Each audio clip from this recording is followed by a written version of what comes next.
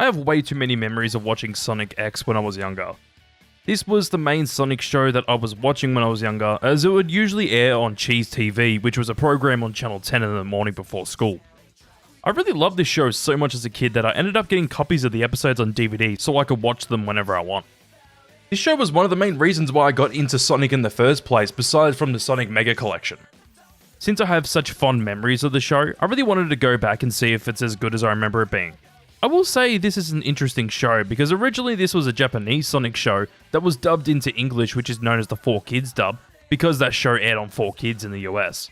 The dubbing will definitely get mentioned at least a few times throughout this video since I'm watching the dub version, and you're most likely going to watch the dub version instead of the Japanese version because it's more accessible mainly. Before getting into the episodes, I find it interesting that this show was made in Japan with TMS and Sonic Team.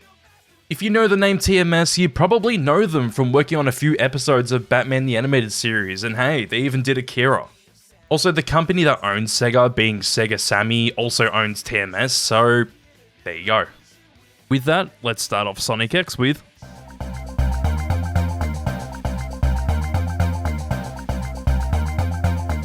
Alright, so the first episode of Sonic X has Sonic arriving on Earth after trying to stop Dr. Eggman from using the Chaos Emeralds, where his experiment goes wrong as he then meets our main human protagonist, a kid named Chris Thorndyke.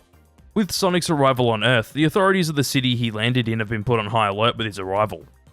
This is a pretty solid start to the show, besides from the fact that I don't really like the human characters. One thing I want to mention before we get into the episode itself is that it's weird seeing the American version of the show's intro. It's only because down here in Australia we got the European version, and if you ask me, the European version is superior.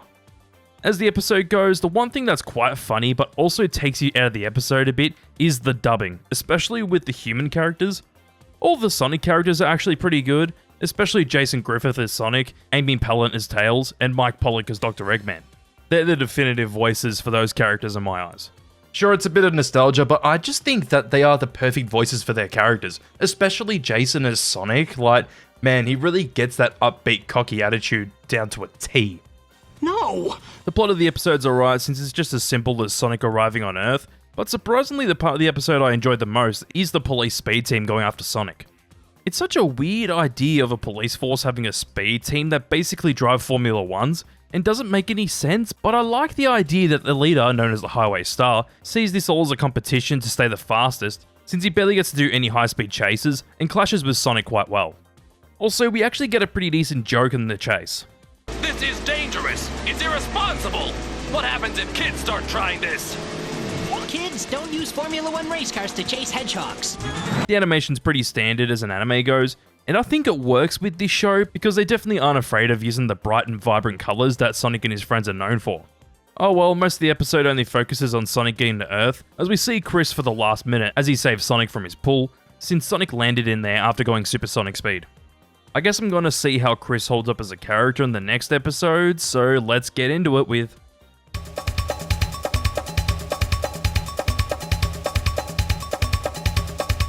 Sonic to the Rescue, or Infiltrate Area 99. Which one is it? Who knows, but this episode has Sonic finding out at Chris's house that Cream and Cheese are trapped in a military base known as Area 99, where Sonic has to team up with Chris to go and save them. This episode's a little bit better, but Chris is an annoying character. I get that Chris is a 12-year-old, but man, he gets on my nerves a bit. Just so whiny all the time, so that's going to be fun with having Chris as one of the main characters. Last thing I want to mention is that there's technically two different titles for this episode. One which is literally a translation of the Japanese titles of the episodes, and the other is the English titles made for the dub, and since we're watching the dub, I'll go with those titles. Anywho, Chris's grandfather Chuck finds out that Chris has Sonic with him at their house very early on, and that's convenient for both of them since Chuck helps Sonic find out where Cream and Cheese are, and even aids him with saving them. I surprisingly don't mind Chuck as a character so far, because at least he isn't annoying and doesn't have an annoying voice either. The sequence where Sonic's trying to sneak past the cameras is quite neat, but hey, this is where Sonic says shit in the Japanese version. Shit! Ikuzo! Anyways, Cream is just Cream as she usually is in the Sonic franchise, but hey, Tails comes at the end to come and save Sonic, Cream and Cheese with a tornado from Area 99. We also get to find out that Tails was the one that was actually helping Sonic when breaking in by using electric paper planes to cut the power. I just hope that it gets better from here, since they get the idea that everyone else has probably been sent to Earth as well, with the introduction of Eggman at the end as well. Goes just above the last episode.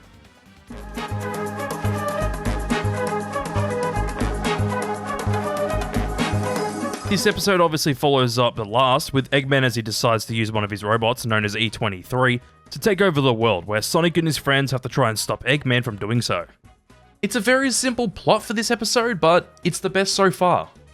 It also helps that we get to see more of Sonic's friends show up, such as Knuckles and Amy, as they also decide to go and help Sonic against Eggman. The only thing I'm not a fan of is that Knuckles just blames Sonic for sending them all to Earth, even though man needs to realize that it definitely wasn't his fault in the slightest, since he was just doing what he does. I get that man wants to go back and guard the Master Emerald and whatnot, but considering that Sonic is his friend, it's just a little bit over the top. Also, one thing that actually took me out of this episode is when the police are shooting at E23. They're all holding guns that look like actual guns, but they're shooting lasers? I know this is a censorship thing, but it still looks like the guns are shooting bullets, but with a laser sound effect just slapped on top of it. It's kinda funny though. The police aren't very smart though, since Eggman's just sitting in his Eggmobile right on top of the robot, and they could just shoot him instead. Anyways, with the nitpicks out of the way, I do really like how this show manages to give Tails a lot to do, since he's quite a useful character, and this show does it well with Tails mainly using the tornado to fend off E23. Okay, I lied with the nitpicks being out of the way because honestly the animation feels cheap. Especially this shot of the tornado doing the figure 8 around the E23, since it's used about 5 times in this episode within 2 minutes, but it's an early 2000s animated show with a not so massive budget. One last thing I want to mention is that this show decides to use the rings as power-ups of sorts, since Chris gives Sonic one, and with that power he manages to beat E23 as Eggman gets away. It's an interesting way to use the rings, but I like it. This is the best episode so far though.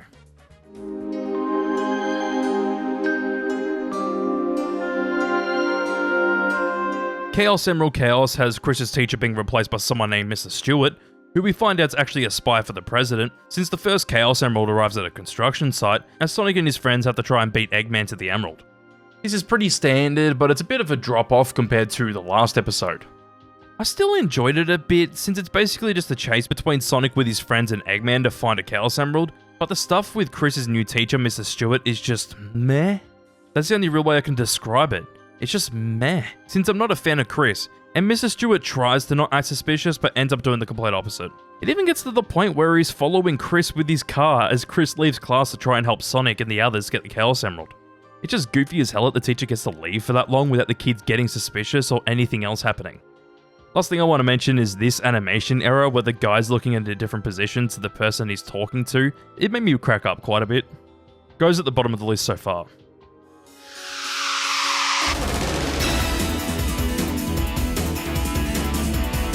This episode has Knuckles challenging Sonic to a duel, as he's been tricked by Eggman into believing that Sonic is the reason why they're all on Earth, as Eggman manages to kidnap the others with the aid of one of his robots known as E47.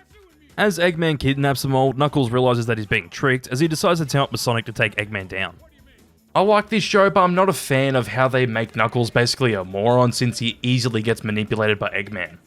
I know that happens at first with Knuckles, but Knuckles has known Sonic for at least a good while where he knows that Sonic isn't gonna do what Eggman says he will. Also, we get the introduction to both Ella and Mr. Tanaka. I'm just praying that they do something with these characters because if they keep going this way, they could just end up being stereotypes, and that's not a good thing. Anywho, as much as I feel like Knuckles could have been done better in this show, especially in this episode, I still do like his fight with Sonic, as well as him finally realizing that Eggman duped him into believing that Sonic was the bad guy. Also, why doesn't Amy, Tails, and Chris just leave the robot when it falls over, instead of just staying inside and causing themselves to almost get killed? Kinda dumb. The episode goes above Sonic to the rescue, but below Missile Wrist Rampage.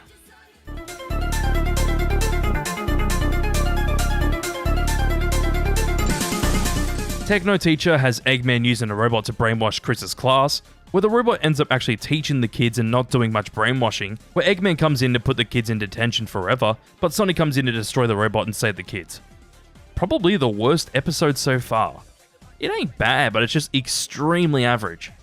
I do find it really strange that Eggman's talking about brainwashing the kids, but to choose the right robot for the job, he puts all the cards in his machine and spins it like usual, but he probably only has this one robot for that situation.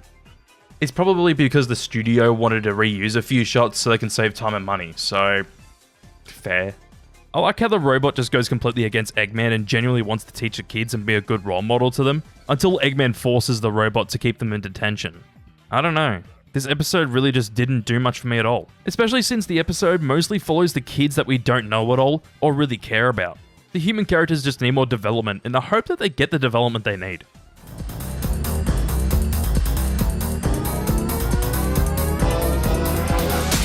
Mr. Stewart drops into Chris's house for a surprise visit, as well as Chris's Uncle Sam,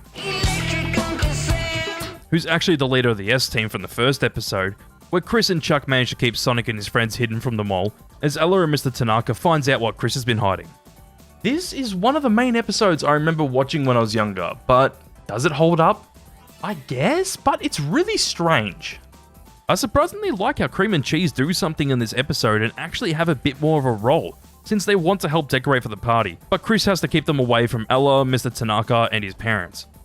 With Chris trying to avoid everyone, I like how Mr. Tanaka actually knows that Chris is trying to hide Sonic and his friends from as many people as possible, and ends up convincing Chris into telling Ella, since throughout the whole episode they make her believe that she's gone crazy and working too hard. We also get a little bit of depth to Chris's mother Lindsay, since she has to leave for a movie role, but it doesn't make much sense that she gets a call out of nowhere to go to a movie set and just leaves. Also, as I mentioned at the start, we get to see Sam again, and I like how Sonic just keeps popping up around the place, as others act like Sam's crazy when seeing Sonic.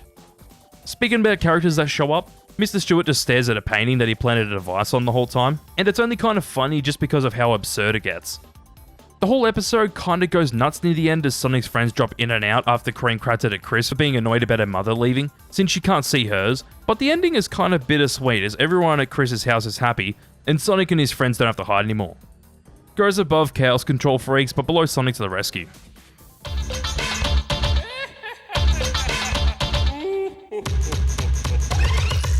Eggman finds out that the military's been watching him, where he decides to send out E90 to suck up the satellite, which also stops every TV channel, as Chuck and Tails upgrade the Tornado into Tornado X, which gives the Tornado the power to fly into space, and gives Sonic the chance to destroy E90. Damn, this is another episode I remember watching quite a bit, but it's better than the last one. The best part of this episode is definitely seeing the Tornado being turned into the X-Tornado, since they have to go to space and destroy Eggman's E90, and fail to do so with the original Tornado. Speaking about the E90, why does it look like the Thunderbird ship? It's just a bizarre choice for a ship design. Speaking about bizarre things, why does Earth look like that? They literally could have just slapped an image from Google Images on there, and it would have been fine. Anywho, as much as the Tornado being transformed into something better is cool, I feel like the design for the X-Tornado is just a typical jet design. It doesn't really retain anything from the original Tornado. Not bad at all, but it's just kind of bland. Anywho, it's a solid episode overall, so it goes above Sonic to the Rescue, but below Cracking Knuckles.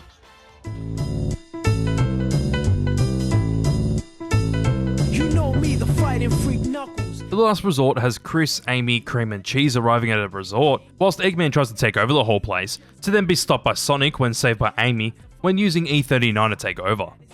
I don't want to say it for a third time, but I'm pretty sure I had all these 3 episodes on one disc, so yeah, I've seen this one quite a bit too. As the episode goes, it's probably the best episode so far. Definitely isn't amazing or anything like that, but we just get some time to develop Chris, Tails, Amy and Cream as characters. Well, Amy not so much, since she's just down bad for Sonic pretty much all the time in this series, besides from being a bit of a hothead. Of course, as they all go to Chris's villa, Eggman manages to attack them all whilst Chris is at a party representing his family, and it's just fun that Eggman destroys the resort to build an Eggman theme park. Sonic obviously shows up to come and deal with Eggman, and hey, they actually brought up the fact that Sonic didn't come until now because he can't swim, and even Eggman's robot is used to make Sonic drown, since he obviously can't swim. The first robot does get destroyed pretty quickly, but hey, we get 2 robots in one episode with all the construction robots combining together into one big robot. The robot gets its ass kicked quickly since the robot destroyed Amy's bracelet that she made for Sonic as she gets furious. At least Amy actually does something and manages to help Sonic by decimating the robot and even attacking Eggman as Sonic gets the courage to jump into the water and save Amy. Yeah, you know what? This episode goes at the top.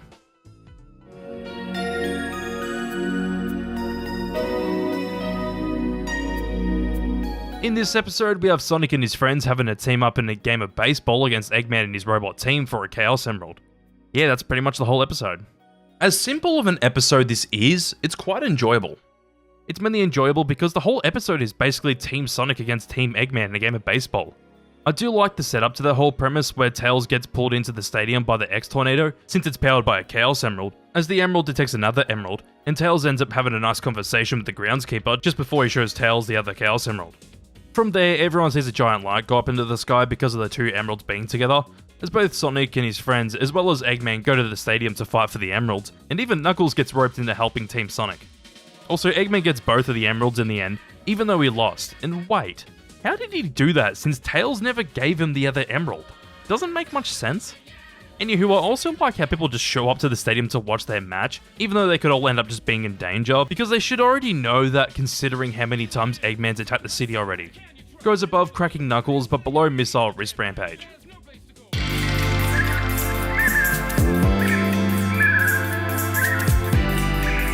This episode has the President plan a fake Chaos Emerald to get the attention of Sonic, but Rouge goes for it instead, and has to search for Eggman to find the real Chaos Emerald with Agent Topaz, as they have to face off against E70. Well, okay, we get the Sonic character that most people are down bad for, but that aside, it's the best episode so far. I feel like they did the introduction of Rouge quite well, since she starts the episode off by stealing the biggest diamond, and we even got the saxophone going on, hell yeah. I do have one question though. How was the X-Tornado running? Because wasn't it established that it could only run from the power of a Chaos Emerald? I guess not, since it's running without one now. Actually, I do have another complaint. It's more of a how did they know that kind of thing with Rouge, since she somehow knows to spy on Chris when at school to find out what the next Chaos Emerald is, since Mr. Stewart notices that Chris is drawing a red Chaos Emerald, and mentions that it was found somewhere the other day. Anyways, I surprisingly like the other kids that Chris is friends with more than Chris himself, since they decide to bring Danny along when Sonic and his friends go to find the next Chaos Emerald, which ends up being the setup that Rouge falls for.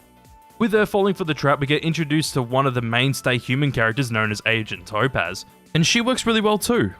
Their personalities clash with each other, but it's actually entertaining, especially when the President makes Rouge a secret agent for the government, even though she gets a bomb bracelet put on her, as they go to Eggman's base.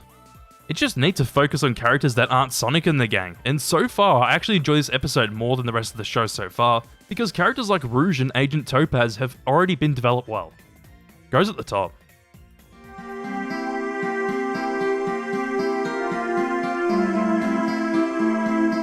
Oh damn, so we get a two-parter on this show? Alright. Well, this first part has Tails and Chris discovering a third Chaos Emerald, as Eggman with E51 tries to stop them, whilst we also have Rouge and Topaz going back to Eggman's base to attack it. This episode's actually quite solid. Definitely not as good, but still an enjoyable episode. Surprisingly, the problem I have with this episode of the last one is the fact that we focus on Sonic and his friends more than we did in the last episode, because yet again the best stuff in this episode is with Agent Topaz and Rouge.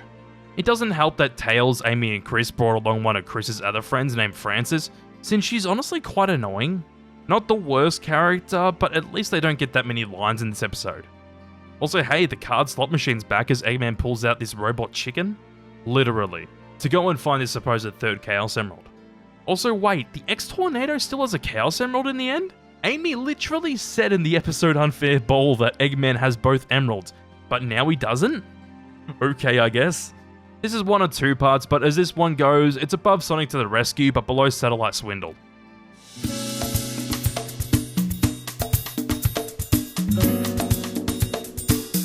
The second part continues right where we left off, as Sonic saves Chris and Tails from E51, where Knuckles helps Rouge plant the explosives at Eggman's base, but they get trapped and have to be saved by Sonic. Yeah, this is much better than the first part because we actually get to what we've been waiting for with Rouge and the government agents invading Eggman's base. Whilst that's all happening, Sonic comes in to save Chris, Amy, Tails, and Francis, since Eggman's kicking their asses, well, they find the third Chaos Emerald.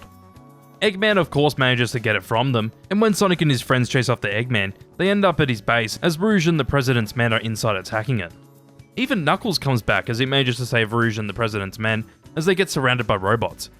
I just don't have too much to say because most of the episode is just action as they all end up attacking Eggman's base, and it works by just doing that.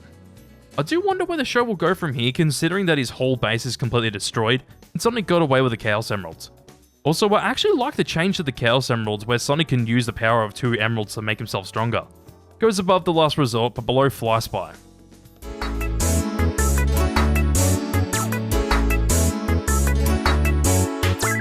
That's what friends are for, has Sonic taking Helen to pick flowers instead of going to the president's party, and when Sonic doesn't attend the party, the president sends a military unit after him. This is an underrated episode, and I think it's pretty good. The whole plot point of the president and his secretary being scared that Sonic will become the president is kind of stupid, but I feel like it's the right amount of stupid. What I mean is that it makes it quite fun since they decide to host a party just to give the president better press and guarantee that he gets re-elected. It's also the main thing that keeps the episode's plot rolling, since Sonic can't go to the party because he promised Helen, one of Chris's friends that we haven't seen much of, that he would hang out with her. I gotta say that Helen's probably one of the best human characters in this show because her and Sonic's relationship is quite sweet. Sonic first met her when she was stuck in some sand and decided to help her out of her situation, and they just bonded from there. They surprisingly make their friendship feel genuine, as Sonic wants to take her to the island that her father promised she'll take her to, since her father seems to not have the time to take her. She mentions to Sonic that he works all the time, and that makes Sonic motivated to take her to the island. Their friendship's just really the highlight of this episode, since Sonic manages to take her around, even when Sonic gets attacked by the military when he doesn't show up to the president's party. Why couldn't we have Helen as the main human character instead of Chris? Like, she's just a normal human being, and I like that, but Chris is a whiny-ass little bitch most of the time.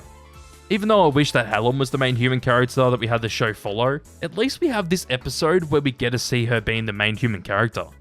Goes above beating Eggman Part 2, but below Fly Spy.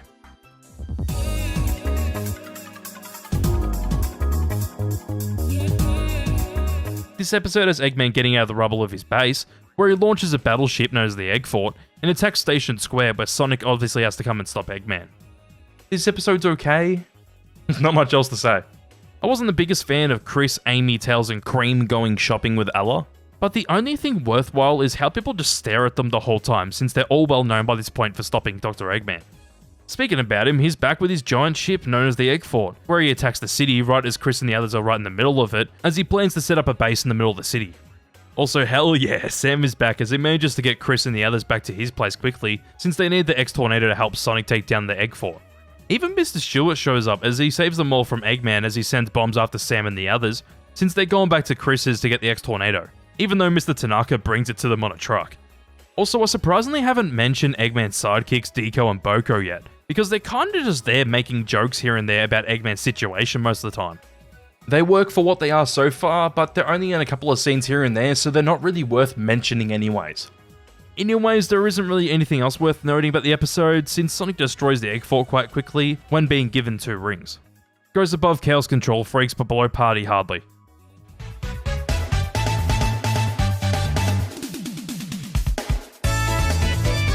Depths of Danger has Sonic and his friends going on vacation yet again, for what feels like a 10th time. And when on their vacation, they discover another Chaos Emerald, whilst the president sends a search out for Dr. Eggman. I was surprised to find out that this episode follows up the last one, but it's better than the last one too. Definitely isn't amazing, since we've seen quite a few episodes in the show exactly like this before, but it's one of the better episodes that does this, since they actually have a good reason to be there because of the Chaos Emerald.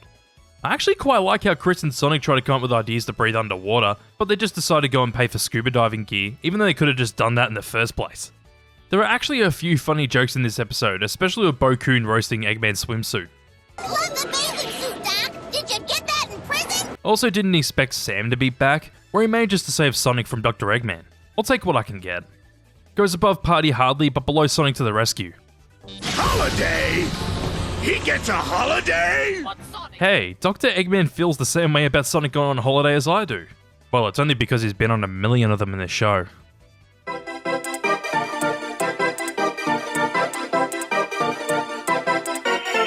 A new character named Hawk shows Sonic another... Sonic? He shows fucking Knuckles. The title of the episode is The Adventures of Knuckles and Hawk.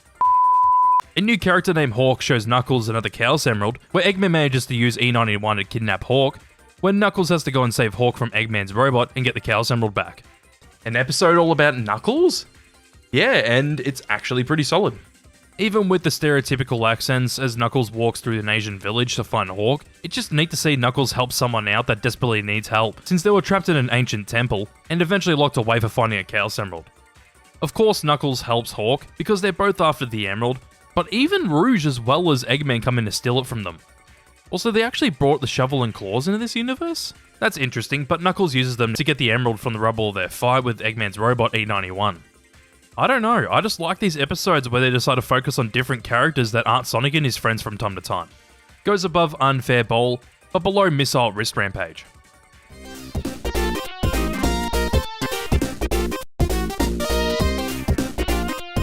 This episode has Sonic, Chris, and Tails crash landing in the middle of the savannah, in God knows where, as Chris and Tails end up protesting against the dam, and then have to help Sonic stop Eggman once again. God, I love this episode for this one clip. If you've seen the show, you know what I'm talking about. Listen up, you losers! You're just a bunch of wimps! You deserve to lose your home! Besides that one memorable clip, this episode's the worst so far. It's honestly just a boring episode in the show, since they're just in the middle of nowhere and have to stop Eggman, whilst also trying to protect the animals' home from the construction of the dam.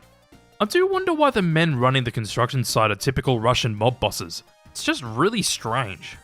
At least we get a bit of backstory on how Tails met Sonic, but that's all the episode really has to offer.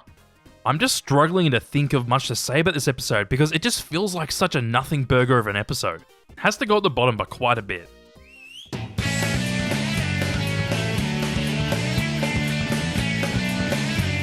Sonic's Scream Test has Chris's mother Lindsay, who we've barely seen much of before this, on a movie production at a castle with Sonic and his friends, as everyone there starts to notice some ghosts and other strange things.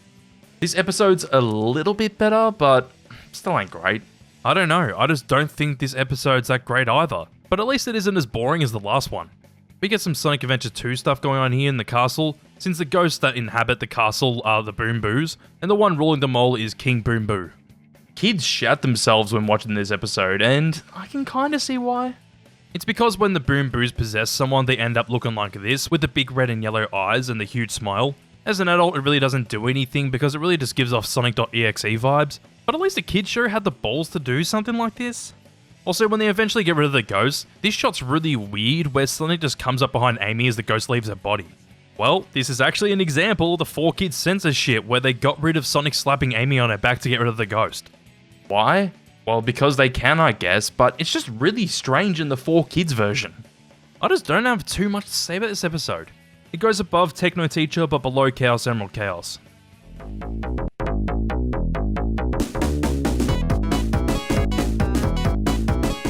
Sonic's on a cruise, where the Egg Fort appears in a glacier, as Sonic has to face Eggman again, but with the aid of Knuckles. Okay, what's with Sonic going on vacations all the time? I get that Chris's family is loaded, but it feels like every third episode they're on a vacation or a holiday or something like that. With that aside, this episode's pretty solid. I thought that the stuff on the cruise would be boring, but I actually don't mind it, since we get to see Sonic struggle with the fact that he's stuck on a cruise for days. He even tries to manipulate the others into wanting to get off the cruise so he can turn the ship around, and it's actually alright to see him taking desperate measures to turn the ship around. Most of the episode focuses on that since Eggman shows up about 2/3 into the episode, as Sonic has to calm down to be able to beat Eggman since he froze the ocean and Sonic just keeps on slipping. Also, Ella decides to be a boss-ass motherfucker by flying the X-Tornado just to get Bo Coon since he bombed her after emotionally manipulating her, where she actually beats Eggman since Bo Coon runs back to him. Goes above Cracking Knuckles but below Unfair Bowl.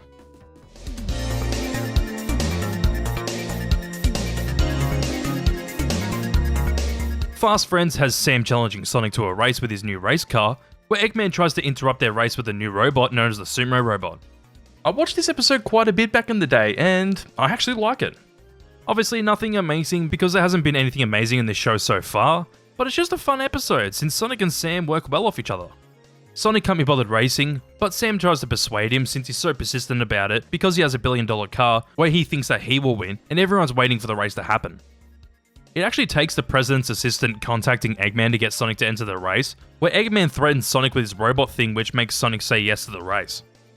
The race goes on and Sam even cheats to try and win the race, but ultimately loses the race when cheating. I do find it funny that Eggman tries to interrupt their race with the Sumo Robot, but the Sumo Robot basically does nothing and kicks its own ass back to Eggman. This episode goes above Unfair Bowl but below the adventures of Knuckles and Hawk.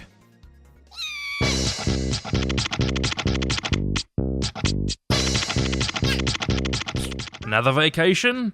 Well, this time Sonic and his friends are on a campsite where they find a colony of chows, as Eggman of course attacks them. This is another episode that's pretty solid. One thing I find pretty weird is that Mr. Stewart comes with them on their camping trip, even though it isn't like this is a school camping trip. With that aside, Mr. Tanaka comes with them too as he helps them around the camping site, but it's kind of funny that Cheese just drifts off with the Rapid within a few minutes of them arriving at the campsite. That gets the plot developing though, since when they all find Cheese, they find a whole Chow colony, and Eggman attacks them all at the colony. Also, when Eggman pulls out the slot machine, I love how they just reuse the shot of him putting the cards in yet again, even though it makes no sense since they aren't indoors first off, and secondly, where are they putting the cards in this machine? Anyways, Eggman thought that they were all looking for a Chaos Emerald, but was mistaken, since they were actually looking for Cheese. Eggman gets his ass kicked very quickly when Sonic comes back from the city, but wait, Mr. Tanaka said that this Chow Garden has been a thing since he was a kid. How does that make sense? I guess it was the lake itself that's been around since he was a kid, not the Chows, but they don't explain that? Goes above Cruise Blues, but below Unfair Bowl.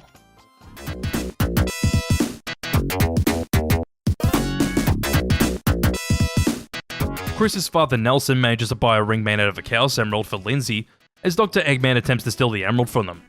This is alright, but we get Agent Topaz and Rouge back, so it's worth it for that. But one thing I'm curious about is that they just casually hang out together, even though Rouge was being forced to work for a team. Odd, but I will take what I can get since I like the chemistry. They get involved with the main plot anyway since they see Nelson buy the Chaos Emerald for Lindsay. Nelson tells Chris and the others to come and meet him as he goes to give Lindsay the Chaos Emerald for their anniversary, but when they meet up the Chaos Emeralds react and beams of light since Sonic for some reason brought another Chaos Emerald with him. That alone alerts Eggman to their location, as well as Knuckles, Rouge and Topaz. And wait, how did Rouge get Topaz to agree to steal the Chaos Emerald? I genuinely have no idea, since Topaz doesn't like how Rouge steals stuff in the first place. Oh well, I like seeing more of them anyways, but I like how things just kinda go nuts at the end when Nelson stuffs up his plan to surprise Lindsay, as everyone approaches to steal the Chaos Emerald. Eggman ends up getting the emerald, and hey, there is only one more to be found, so we gotta see how this season wraps up. As the episode goes, it's above Beating Eggman Part 1, but below Satellite Swindle.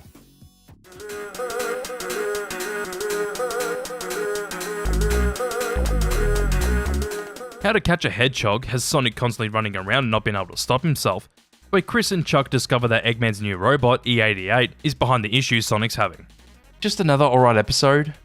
What else is there to say? Well, there are a couple of things to say, but making it simple, it's just alright. Sonic gets a processing chip stuck in his ear when fighting Eggman at the start of the episode, which ends up turning on and forcing him to keep on running. Throughout the episode, they try to come up with different ideas to stop him, and eventually the chip just gets knocked out of Sonic's ear when saving Amy from one of Eggman's robots. Is there really much else to say? Because it's a fun episode, but there isn't really much to the episode itself. Goes above Sonic to the Rescue, but below Beating Eggman Part 1.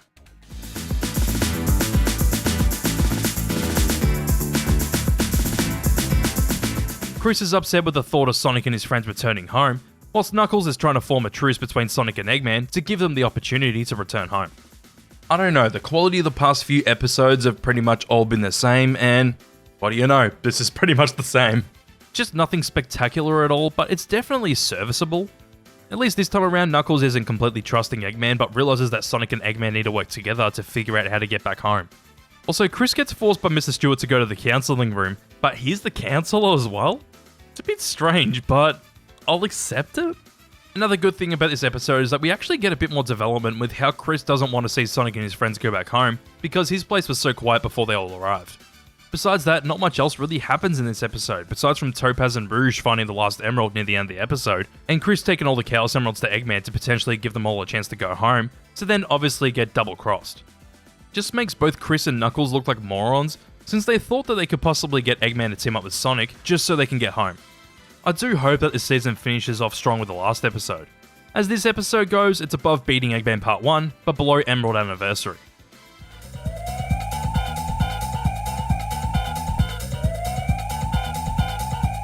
The final episode of Season 1 has Eggman taking Chris hostage after tricking Knuckles and Chris into giving him the Chaos Emeralds, where Eggman and Sonic fight, since Sonic wants to prevent Eggman from getting the final Chaos Emerald. Okay, this is actually a pretty good episode. This obviously follows up what happened in the last episode, and this one basically just has Sonic fighting Eggman the whole time. Besides that, I like this moment as Topaz gives Rouge some jewelry, and it shows how they're actually becoming good friends. Also, Sonic gets his ass kicked since Eggman has 6 of the Chaos Emeralds and uses it on his own ship to transform into a giant mech and pulverize him. Chris is actually the one that manages to take the robot down by escaping and stealing the emeralds, as Rouge tries to steal them from Chris but fails when he manages to drop them all into the ocean. Also, hell yeah, Sonic goes super and just decimates Eggman's machine, but when he does, Chaos Control goes off.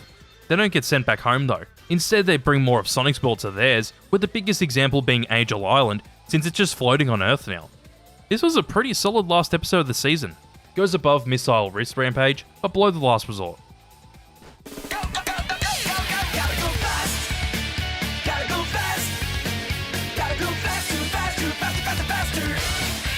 Well, that was the first season of Sonic X, and there are some things I really enjoyed about it, but unfortunately some things I have to get used to that I didn't enjoy so much. To start off with the positives, I didn't like most of the human characters at first, but throughout the season I started to actually like some of the characters, so good job. I think the biggest examples are with Mr. Tanaka and Ella, since they started off as stereotypes, but were given a lot more to do throughout the season, and I liked that quite a lot. Also, I don't hate Chris as much as I did at the start, since even Chris gets more development. I didn't say I like him, but we're gonna have to get used to him either way. There are some negatives though. The biggest thing that bugs me are the voice acting and the inconsistent animation quality. The animation can be really good sometimes, but other times they'll just reuse the same 4 shots over and over again, and it makes the show feel really lazy.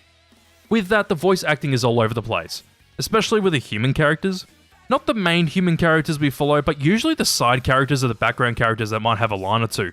The lip syncing is like watching Squid Game with an English dub sometimes, it is that bad. My favourite episodes in this season are when the show decides to change things up a bit, especially with episodes like Fly Spy and That's What Friends Are For. Fly Spy focuses on Rouge, and it's honestly just neat to focus on another character that isn't Sonic as they find their way around Earth, and with the other episode, I just really like Helen and Sonic's friendship that develops throughout the episode. There's also the fact that Helen in the one episode alone is a better human character than Chris. But some of the episodes in this show are honestly quite boring, with the biggest example being the dam scam. I was not invested in that episode at all, besides from the absolute banger of a clip from this episode. I'm curious to see how they handle Season 2 though, because this time around they decided to take a lot from Sonic Adventure and Sonic Adventure 2, and let's start off that season with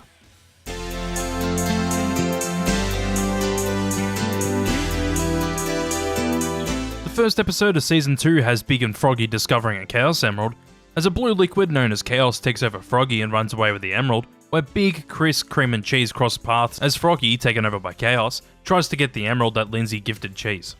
So we're really doing Sonic Adventure with all the Chaos stuff. I'm not complaining. At least they did an alright job with the premise of adapting Sonic Adventure, but also combining it with the world that this show set up. It's all worth it just for Big the Cat. He's definitely the best character of all time, just walking around going, Froggy! Hey Froggy! Uh-oh, where's Froggy? I love him. Nah, Big's just his old self that you would expect. On the positive side of things, I'm glad that we get probably my favourite part of the Sonic Adventure storyline, the Gamma story, and I hope that it ends up being done right. The whole episode just feels like it's continuing straight after the end of the first season, and I do think overall that it's a good thing, but they still could have had a little bit of a time gap, since a lot of things from Sonic's world have just shown up to Earth. Wait, Eggman says that it's been 6 months since the last episode, but with the other things happening in the episode, it makes it seem like it's only been anywhere between a week and a month. Which one is it? I'll assume that it's actually been 6 months, but it just doesn't feel like it. Anyways, of course, Eggman's in control of Chaos in the end, and this whole episode's just setting us up for what's to come, and I'm definitely intrigued to see where it goes.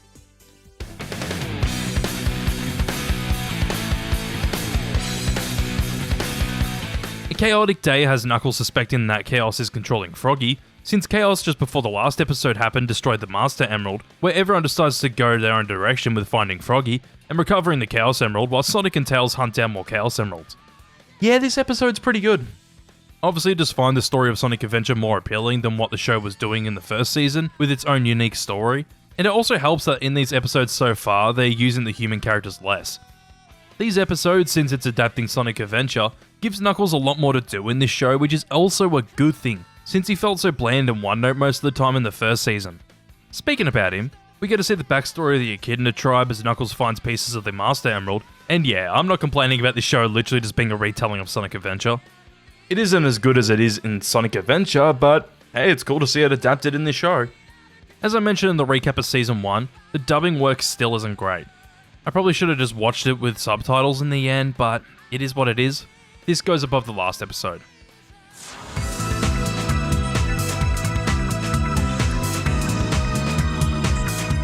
This episode has Amy being imprisoned on the egg carrier, and while Sonic and Tails go on the tornado to come and save her, she manages to convince Gamma into letting Amy and Lily free.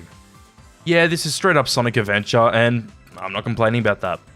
Especially with finally seeing the backstory of the Echidna tribe as Knuckles rebuilds the Master Emerald, and the whole Gamma storyline unfolding.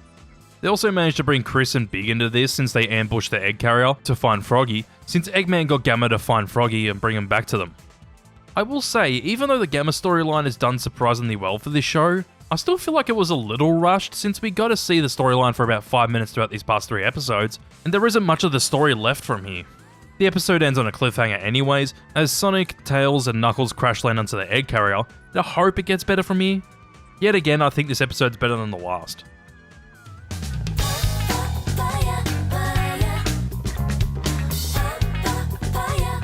We have Sonic, Tails, and Knuckles battling Eggman to save Amy from the egg carrier, whilst Chris and Big are still searching for Froggy. These episodes are just really damn consistent in quality. It does help that they continue the Gamma storyline as Amy ends up saving Gamma from death, but on the other end of things, we have Chris and Big finding Froggy, and I ain't a fan of that. The only thing that really contributes to the story is the fact that Eggman catches them and gets the Chaos Emerald out of Froggy to give to Chaos, as Chaos now has 6 Chaos Emeralds and kicks Sonic's ass, until Knuckles comes in to help them all. Hey, we even get a giant missile in the middle of the city as Tails has to try and deactivate the missile from going off right in the middle of Station Square, and it's neat to see Tails having to save the day himself by using his own expertise. This is probably not as good as the last episode though, even though these episodes are quite hard to rank so far.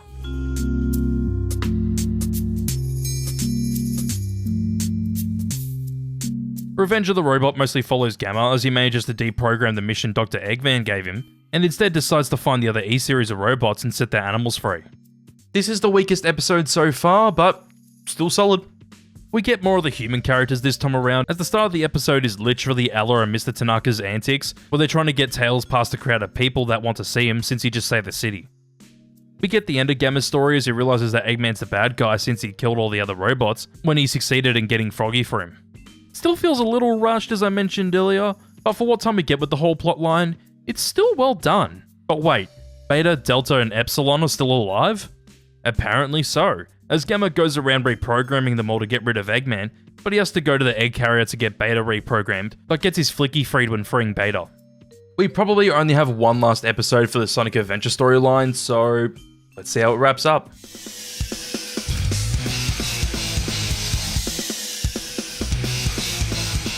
Eggman gets double-crossed by Chaos, and as Knuckles warns Sonic about Chaos getting the last Chaos Emerald, they're transported to the past by a red orb.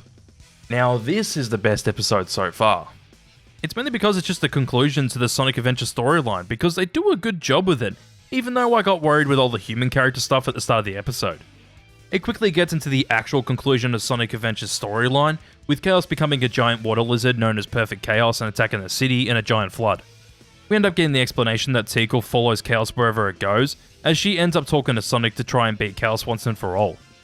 The group of Sonic and his friends end up bringing all the drained Chaos Emeralds back together to get their power back, and to make Sonic go super to beat Chaos, as Tikal figures out that the emeralds can be activated by emotions besides from fear and anger. I ain't gonna lie, it's pretty cool to see this unfold in an actual Sonic show, even though I do have my problems with this show.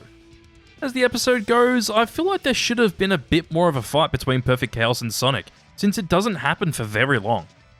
With the Sonic Adventure storyline being over, and me knowing that they're going to go straight into Sonic Adventure 2, I really hope that they do well with it.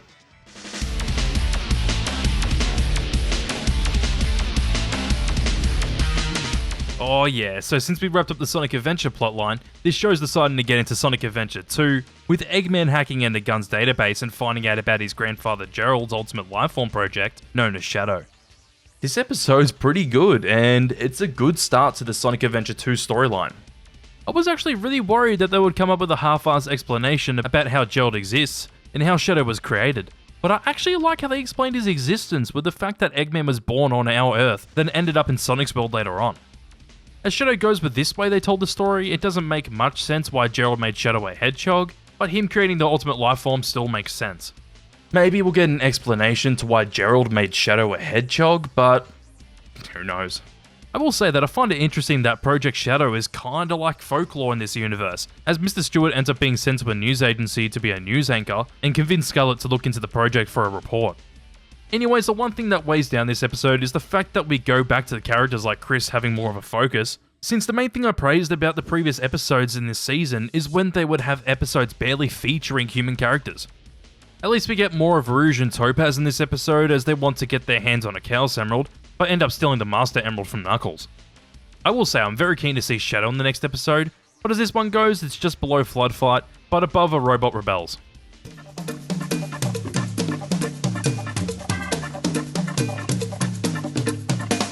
Shadow Nose has pegging. What the fuck? Shadow Nose has Shadow pledging his allegiance to Eggman for freeing him, as the government blames Sonic for causing havoc on Prison Island. This is definitely the best episode in this show so far. One thing I have to say off the cuff is that they missed an opportunity here when Sonic breaks out of the gun helicopter. You put all the effort into adapting Sonic Adventure 2 but don't copy the line? Talk about low budget flights. No food or movies? I'm out of here. What a wasted opportunity. Where's that damn fourth Chaos Emerald? Besides that one thing, it's actually pretty good. Well, pretty good for this show, considering some of the janky qualities this show has. It's just cool to see Shadow actually show up and give Sonic a real challenge, since Sonic has only really struggled twice throughout the show thus far. I will say the voice isn't the best, since I believe that it was Jason's first time voicing the character, but I feel like his Shadow voice becomes the definitive version later on, and even some of the line deliveries in this show are really good. Some other times they're just alright. I surprisingly don't have too much to say about this episode because most of the time it's just entertaining. Especially with Shadow coming to kick Sonic's ass and Sonic handing himself into the authorities to get locked up on Prison Island.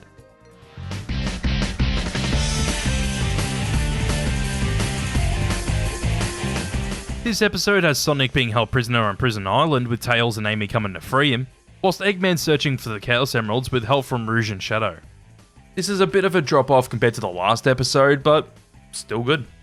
It's still enjoyable because it's mainly just an episode about Sonic's friends trying to break him out, as Eggman, Shadow and Rouge interrupt their attempts to save Sonic. Eggman, Rouge and Shadow are actually at Prison Island just to get the Chaos Emeralds, since they're locked up on the island as well, and most of the episode is just action. I love how they actually do the thing in Sonic Adventure 2 where Eggman blows up Prison Island, but I will say, Shadow didn't have to see Maria through Chris. He could have just easily thought about the situation and realized that letting a kid die wasn't the right thing to do because of what happened to Maria, which I think they were trying to imply that, but didn't show it in the best way. Still a good episode, but it goes below the last one.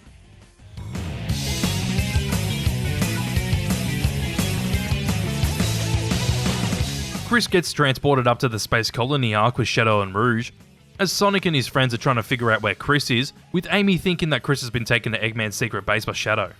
Alright, I like this episode quite a bit. It's good. It's mainly because we get to see more of Shadow's backstory and all the Maria stuff that makes this episode more enjoyable. We get a bit of human stuff that I could really care less about, but hey, Eggman fucks up the moon, or you could say that he pissed on it if you will. With an overused joke out of the way, the rest of the episode has Sonic and Knuckles trying to find Chris, where they figure out that they have to go up into space to get to the Space Colony arc as they take the rocket and the pyramid. If that sounds strange, yes it does. The episode goes below Shadow Nose, but above Sonic's big break.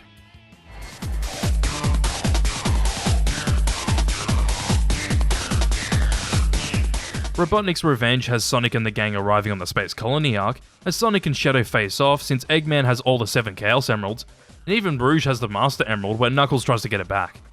This is of pretty similar quality to the last episode. I'm just glad that these episodes are good. I'm mainly glad because this season's just better than the last overall.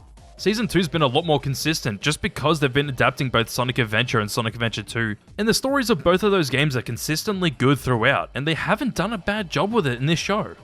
The only thing really weighing this down is having all the stuff with Mr. Stewart as he goes around trying to get information about Project Shadow with Scarlet. Hey, at least what they're doing still ties in with the main plot, and because of that, we get to see them find the man who killed Maria as he retells the story of what happened. Well, it's time to mention the original Japanese version because both versions are quite different.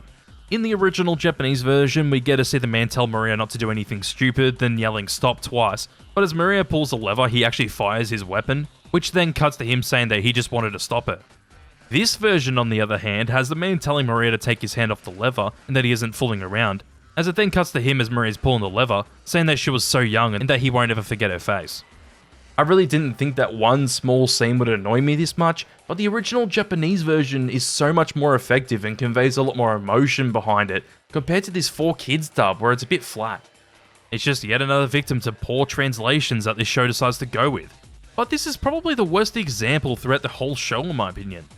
As the rest of the episode goes, it's good. I'm very interested to see how they do the finale to Sonic Adventure 2, since Gerald revealed his grand plan with the Space Colony arc, as it's on a timer to crash into Earth. Goes above Sonic's big break but below Shadow World.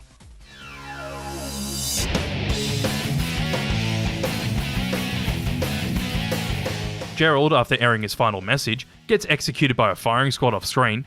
No, I'm not kidding. As he plans on completing his final revenge by crashing the Space Colony arc into Earth, destroying everything on the planet, where Chris manages to convince Shadow into saving the world from its destruction. Well, now this is the best episode, probably because it's the conclusion to Sonic Adventure 2 storyline, but good. I guess that was kind of granted that this would be the best episode since it actually does a good job in adapting Sonic Adventure 2's climax and conclusion. I do have one complaint though. They decided to pussy out with the gunshots in Gerald's final message. It's just so bizarre because you can hear the gunshots in the video, but Gerald just talks over them? What a weird way to censor it. With that aside, I gotta say it's kinda nuts that Jason already sounds so much better with his Shadow voice, especially with his monologue about how the world took away Maria from him. My only other problem with the way this show adapted the Sonic Adventure 2 storyline is that they decided to get Chris to persuade Shadow to help save the world instead of Amy.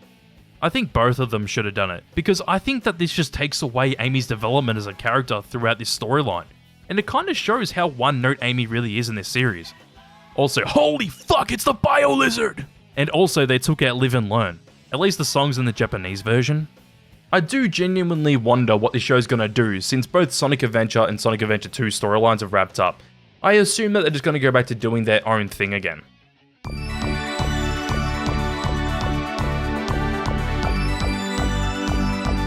I really didn't expect an episode all about the Chaotix, but okay, I'll buy it. This episode has more parts of Sonic's world coming to Earth, with flickies and random buildings being the most obvious examples, where Eggman tells the president that he's reformed and fixes the moon with metal even though it's all an act. Yeah, this is okay, but this is a step down from what we just had. It's interesting to see what else from Sonic's world comes to Earth, but man, I'm not a fan of the Chaotix. The only one I actually like is Espio because Vector is, well, Vector, but holy shit, Charmy is intolerable. Also, don't mind getting a recap about what's happened until now, but that also begs the question, did we need it? I'll definitely say no, but I guess the Chaotix have to learn what happened, so they read it from a news article. Obviously, the best stuff in this episode is Eggman repairing the moon and him trying to manipulate others into believing that he's reformed, but most of this episode is unfortunately all about the Chaotix.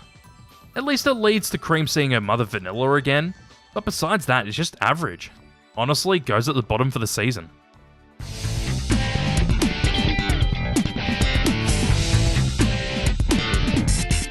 Sunblock Solution has Sonic and the gang going on the Thorndyke yacht, as Eggman causes a perpetual solar eclipse since the moon's stuck in front of the sun, and says that it will take a year to fix it, but uses something called sunshine balls to project real sunlight with a satellite. Yet again, I like the Eggman stuff, but this is just average.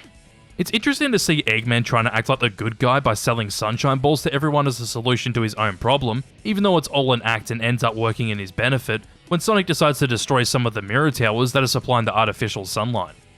When Sonic destroys the towers, people end up rioting as they want Sonic, since they want their sunlight back. But I really like the ending of this episode where they rebrand Sonic X to Eggman X, since everyone believes him to be the hero now. It's kind of funny. Goes above the last episode.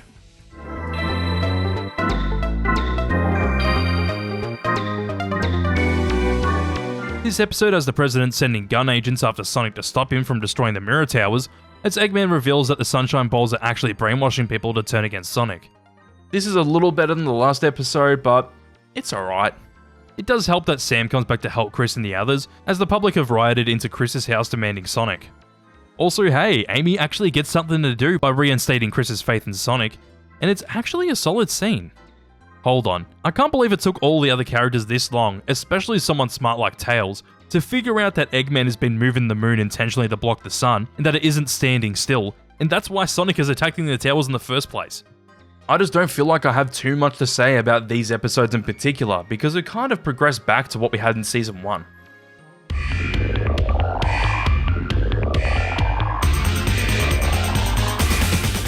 Sonic's meant to go on a date with Amy but doesn't show up, where she decides to go on a date with Sam instead.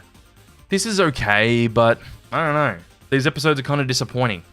It's mainly because we've gone from multi-episode storylines that have consequences to random one-off episodes that don't really mean much, but it still isn't that bad.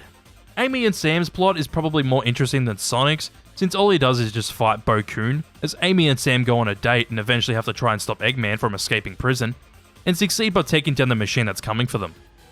The episode isn't as bad as I was expecting, and especially how Amy gets shot up by Sonic yet again at the end of the episode.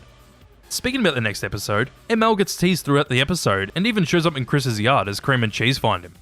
This episode goes above Eggman for President, but below Revenge of the Robot.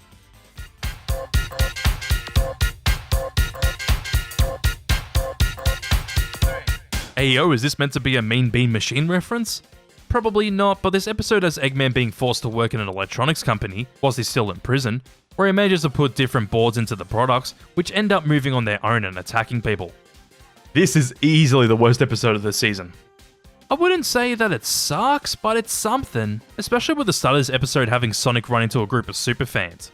It's kind of funny that people are deciding to quit their jobs and live their lives like Sonic, and especially the fact that it becomes a proper issue when Thorndike Industries gets many complaints. Anywho, all of Chris's family's appliances attack them when Ella gets her vacuum repaired not knowing that Eggman repaired it, and hey, ML does something by copying Sonic's moves and helping them take down the other robots. I don't know, there just really isn't much this episode. Hey yo, Lindsay kinda got it going on.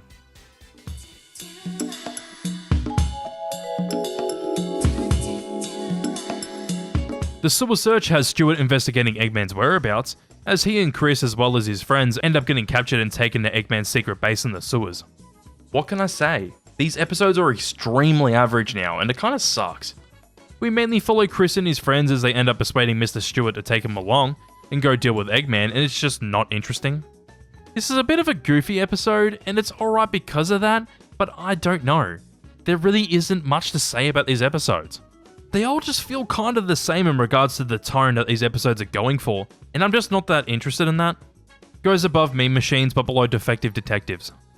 Back off! Did he just say fuck off?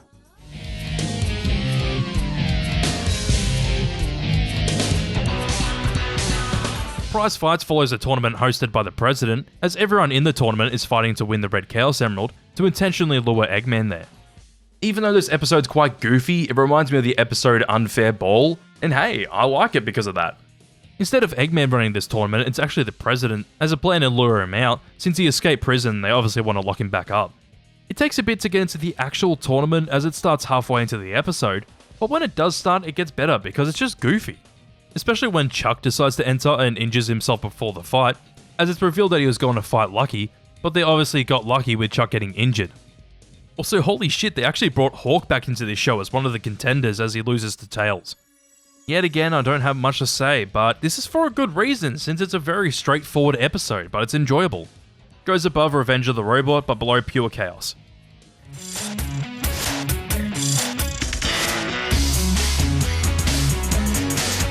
This episode is a follow-up to the last one, as we get to the finals of the tournament, as ML ends up winning and goes on a rampage in the stadium when winning the Red Chaos Emerald. It's just more of the same, but this is better than the last episode.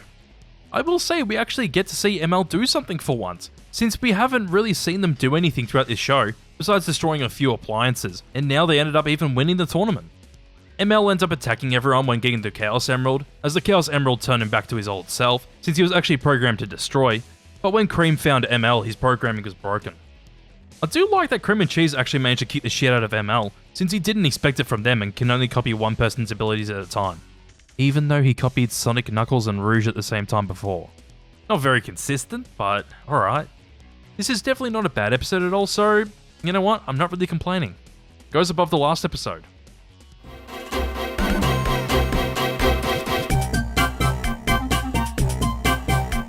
Map of Mayhem has Eggman finding out that Knuckles discovered the oldest map, which leads to the Mercian's ruin, as Eggman attempts to steal the map from Knuckles. These past few episodes have been much better, but they still aren't great. The map itself is basically just Pangea, but not Pangea, that gives a location to a secret island with the ruins of Marasia that Eggman's after. Is that how you say it? I don't know. It's literally just Sonic and his friends having to go to the secret island and find the ruins of Marasia before Eggman does, and it's still enjoyable because of that. The last half of this episode is literally Sonic and his friends as well as government agents and Rouge fighting Eggman as he then gets away in the end to go find the ruins. I hate that I'm struggling to come up with things to talk about, but one thing I haven't mentioned so far is Topaz and Mr. Tanaka's relationship going on, because it's kind of just there and was barely developed. Goes above A Day to Forget, but below Revenge of the Robot.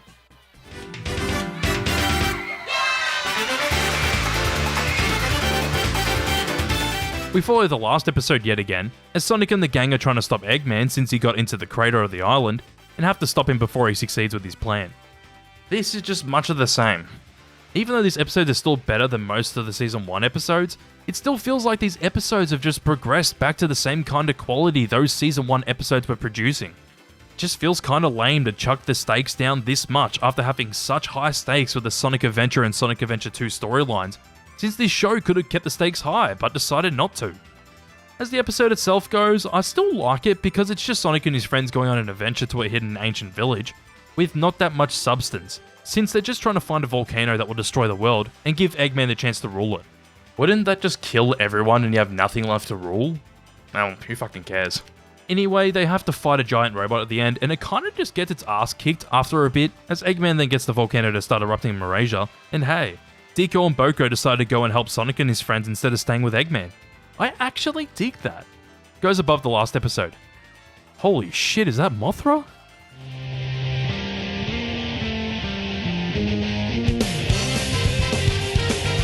The beginning of the end has Dr. Bickley finding out that both Sonic's world and Earth were one and the same in the past.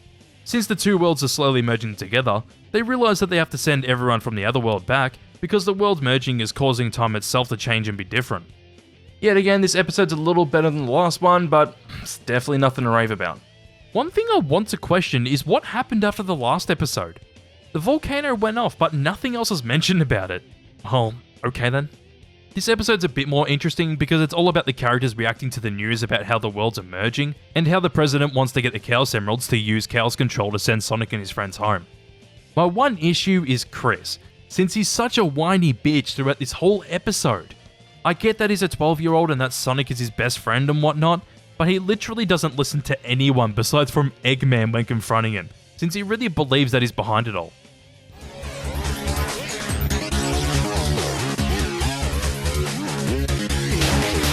Running out of time follows Tails and Chuck rushing to create a device that could send Sonic and his friends back to their world, whilst Gun decides to try and capture Eggman without the president's word to do so. This ain't as good as the last episode, but still alright. It's still a bit more of the same with seeing how people are reacting to the news, but we also have a new character with this overly cliche commander that gets gun officers to attack Eggman's base. This character is just really over the top, but at least they aren't in the episode for that long as they end up getting arrested halfway through it. Also, as things I don't like go, I don't like that Deco and Boko just stay with Eggman and are now by his side all of a sudden. It literally just happened off screen from the last episode of this one, but okay. I do like seeing all the characters say goodbye to Sonic and his friends, even though I feel like this should have been the end for the season. Chris decides to stop Sonic from going through the portal, and now we have another 2 episodes I have to talk about. So let's get into those, I guess. But this one goes above Volcanic Venture, but below Revenge of the Robot.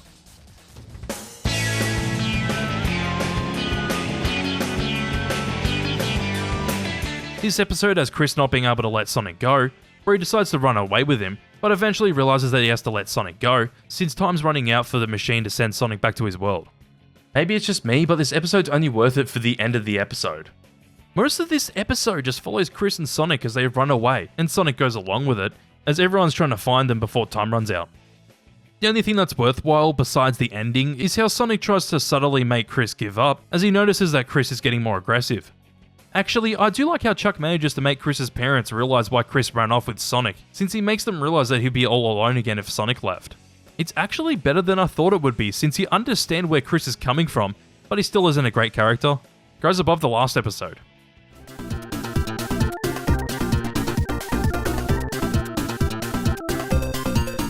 The final episode of Season 2 has Sonic returning to his homeworld after the others wonder where he was, as Chris in the future looks back on his memories with Sonic whilst trying to figure out how to recreate Chaos Control. This is actually pretty good.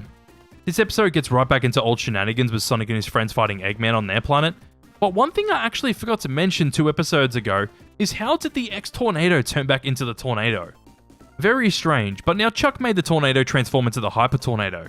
Most of the episode's just that, as Sonic returns halfway through it as Super Sonic and defeats Eggman, but we then get to see Chris and his friends in the future as he's working on recreating Chaos Control. Also, it's apparently only been 6 years since Sonic got sent back, but they look like they're in their mid-20s instead of being 18 like they would be, since they were 12 6 years before then. I will say I like that this season ends on what's basically a clip show of what happened until now, and this episode goes above A Robot Rebels, but below Project Shadow.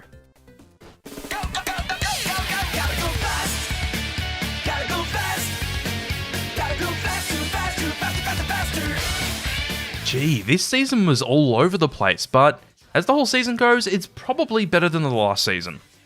I'm just really mixed on this season, because the first was more consistent tonally, but this season has the best stuff in the show, but also other episodes that are arguably some of the worst we've seen so far. As I've mentioned a few times now, the Sonic Adventure and Sonic Adventure 2 storylines were the most interesting part of this season, and both of those wrapped up by the halfway point of this season. So to fill out the rest of the season, they slapped in random episodes of the characters doing one-off things, aside from them getting sent home in the end. I would have rated this season much higher if it cut out a lot of the episodes that happened after Sonic Adventure 2's story wrapped up. They literally could have skipped episodes like Meme Machines and the Sewer Search, and just had Sonic and his friends getting sent back home after Sonic Adventure 2 because of all the chaos that happened during that story. It would have made much more sense too, since so much had happened by that point, where the government could just decide to send Sonic and his friends back to their world by recreating Chaos Control. The quality drop-off is my biggest issue with this season. Even though there are a few good episodes in the second half, it still felt like a drag to get through. I do know that this next season decides to go for something completely different, so let's see how that goes with...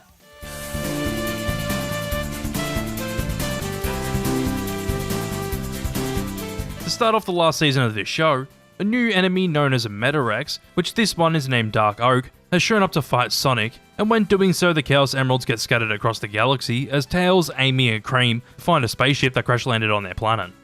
I actually enjoy this quite a bit. It's something completely different and unique for this show, but I really fuck with the Metarex. Their designs are actually really cool, and I like how they're basically just alien robots that are after the Chaos Emeralds. With the Metarex, we also have a new character named Cosmo, as she seems to be connected to or had some experience with the Metarex in the past, so I'm interested to see where that goes, since she even knows why the Metarex are here in the first place. They're apparently here for the Planet Egg, and collect them from many different planets across the galaxy, and end up succeeding with taking Sonic's planet's egg, and they now have to get theirs back from the Metarex. As much as I don't like Chris, I like how the episode ends with Chris's machine working and him showing up in Sonic's world. Not a bad start at all, so how about we continue Season 3 with...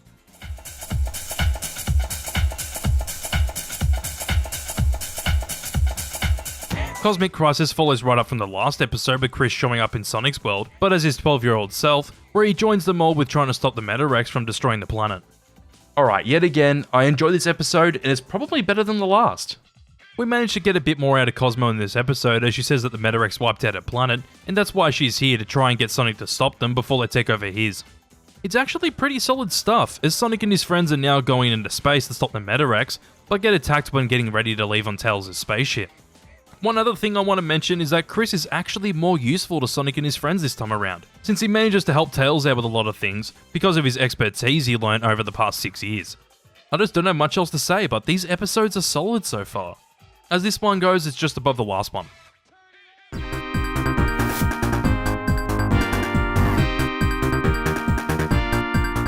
Sonic and his friends board a spaceship known as the Blue Typhoon to find a Chaos Emerald on the planet Secco, which is meant to be a dry planet, but they find out it's filled with water since the planet's egg was stolen, as Sonic gets kidnapped by the Metarex and Chris tries to save him. This is honestly pretty equal to the last episode. I still enjoy it because this whole plot, which I know it goes throughout the whole season, is just something unique for this show. I will say the Metarex this time around are kinda strange since they're basically just giant fish robots because this planet's full of water, but besides that, it's still a solid episode overall. One thing I want to add which is worth noting is that I actually like how Chris thinks to himself about what value he could bring to Sonic and his friends, since he's back to being his 12-year-old self again and not his 18-year-old self. It's actually not a bad character moment for Chris, even though they have just reverted him back to being annoying, but at least now he brings some type of value to them all, since he created hover shoes for Sonic. Goes just below the last episode.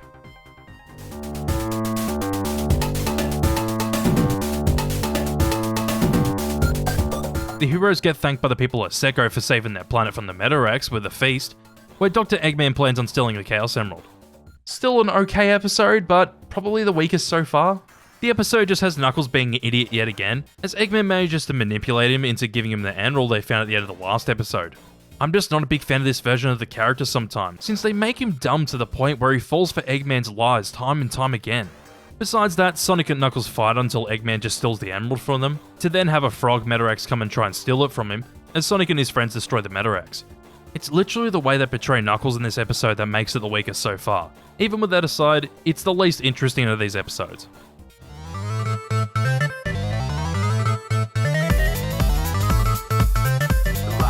A chilling discovery has Sonic and his friends arriving on the planet Breezy, which obviously by the name is a blizzard planet, as the heroes get attacked by Metarex soldiers. We go from the worst the season has to offer to the best it has to offer. Okay. I think this episode does the structure of the heroes finding a new planet then fighting Metarex the best, because this is just more interesting than the others.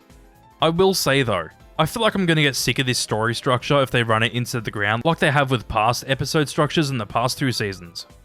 The main Metarex that they face looks neat and definitely fits the theming of a blizzard planet, but wait, is this the same person that voices Splinter in the 2003 TMNT show?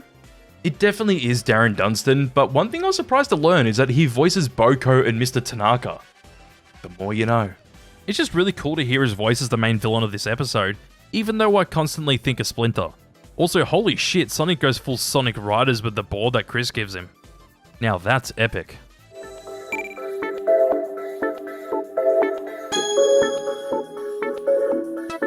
The crew arrive at yet another planet, but this time it's a jungle planet where their planet's egg was stolen by the Metarex, whilst Amy, Cosmo, Cream and Cheese have to try and find Sonic, since he got thrown onto the planet.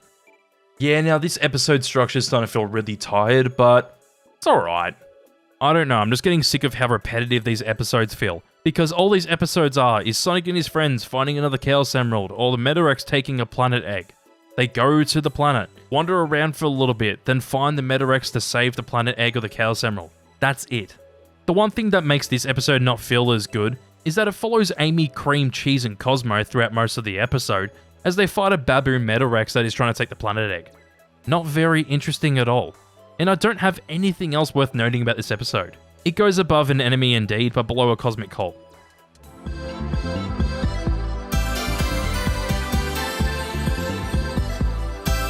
The Chaotix are back again, but are back by request from Vanilla, as she wants the Chaotix to give Chris some items that have been sent through the portal, as Chuck figured out how to send items through it, but the Chaotix get attacked when they arrive on the Blue Typhoon. Probably the worst episode so far, but it's okay. I do find it interesting that everyone back on Earth can send things through the portal, but the one thing I don't like is how much focus the Chaotix get. Half of the episode is just them trying to deliver the items to Sonic and his friends, but having issues with getting to them, since they think that Metarex are trying to invade their ship. At least this episode's a bit different to the others so far, but that isn't particularly a good thing since what we got is kind of boring. This whole episode's just kind of pointless besides Chris getting items that were sent to him and the reveal of Shadow in the pod at the end of the episode.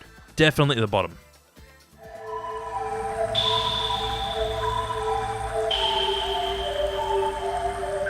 Trick Sand has the Blue Typhoon arriving at another planet as we follow up what happens with Rouge as she finds Shadow in the pod.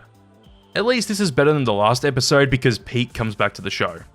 Besides Shadow's return, Sonic and his friends walk around what's basically a haunted mansion and fight off yet another Metarex. The morphing Metarex in this episode is kind of disappointing as they don't really have a cool design, besides when they transform into a mouth and talk to Sonic, Amy and Knuckles. Especially when they're literally just a flying orb, that shit sucks. Anyways, Shadow is back and I'm definitely keen to see what they do with him in this season. This goes above the last episode but below an enemy indeed.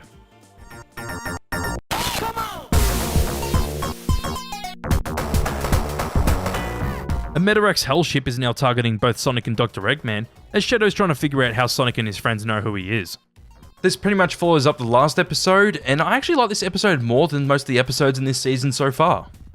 It's definitely not the best, but hey, anything with Shadow makes it better, even with Shadow forgetting what happened in the last season. At least with Shadow forgetting what happened in the last season, it gives him something to do, since he has to figure out who he was before, even though Eggman yet again gets to manipulate Shadow. One thing I want to ask though, how did Shadow get here? Did Eggman just know that Shadow survived and took him for all this time and ended up taking Shadow from Earth to this world? Who knows? Anywho, besides all the Shadow stuff going on, Sonic and his friends have to fight a Medirex ship that Shadow even struggled to fight, but they all end up teaming up to take down the ship. Not a bad episode, so it goes above Desperately Seeking Sonic, but below a Cosmic Coal.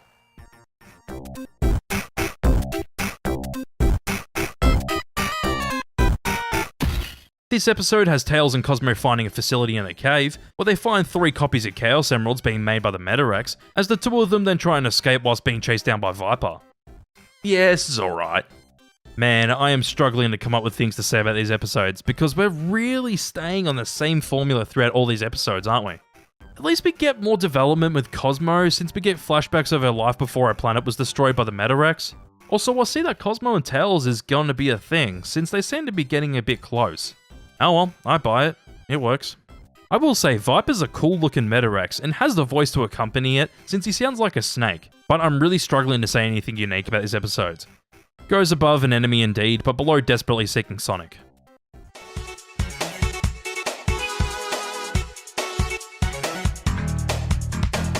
The last 2 remaining Chaos Emeralds are in the Medirex's fortress, so when Eggman and Sonic find out this information, they decide to team up in an attempt to break in and take the emeralds. Okay, this is better. I mainly like it because it's finally a different episode structure, as Eggman and Sonic both decide to go and get the emeralds together. I just think that Eggman and Sonic having to work together is kind of interesting because of how they constantly clash with one another. Whereas the episode is just them all sneaking into the Medirex fortress to get the emeralds, until the end of the episode where Dark Oak confronts Sonic, but we have to see how that goes in the next episode. Dark Oak is just really damn cool, and I think he's probably the best addition to this season. This robot's just got the aura, so I hope that this next episode's really good. As this one goes, it's above H2O, but below Cosmic Crisis.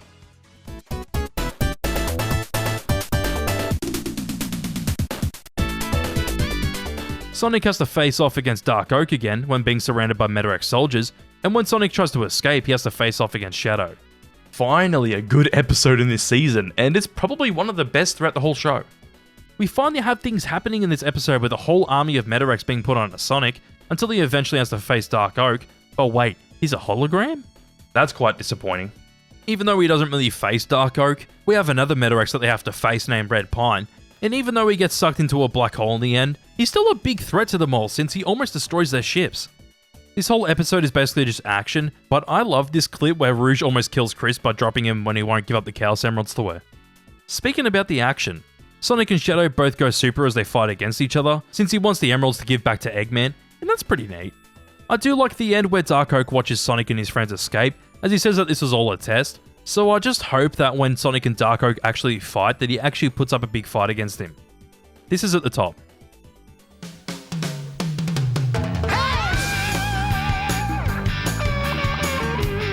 Mission matchup follows the crew as they fix up the Blue Typhoon, where they also discover the Chaotix ship, as it's been drifting away in space. Man, I don't like the Chaotix in this show, but I actually like this episode. It's just a change of pace as Sonic and his friends deal with the Chaotix on their ship, and it's actually good. This whole episode just develops the characters a bit more, and I do like it for that, especially with Cosmo and Tails, since they seem to be bonding quite a bit, as the Chaotix are trying to help Tails make a move on it. It's just quite goofy, but I think this actually works, as it's a bit of a break from all the action that's going on, and you actually believe their chemistry since it's developed pretty well. Goes above A Chilling Discovery, but below a Medirex Melee.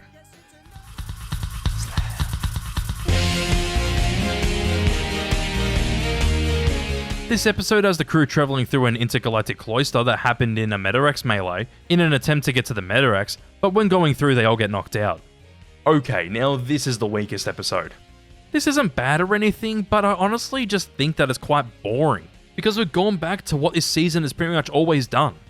I could just care less about Sonic and his friends having a fight against yet another Medirex when stuck in the cloister, because they just do the usual stuff with struggling to fight the Medirex until they don't in the end and defeat it.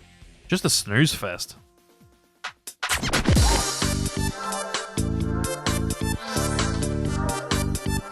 Teasing Time has the Medirex follow the Blue Typhoon over 12 hours with no attacks, as they start to wonder if they're being led into a trap. This is a bit better, but nothing amazing.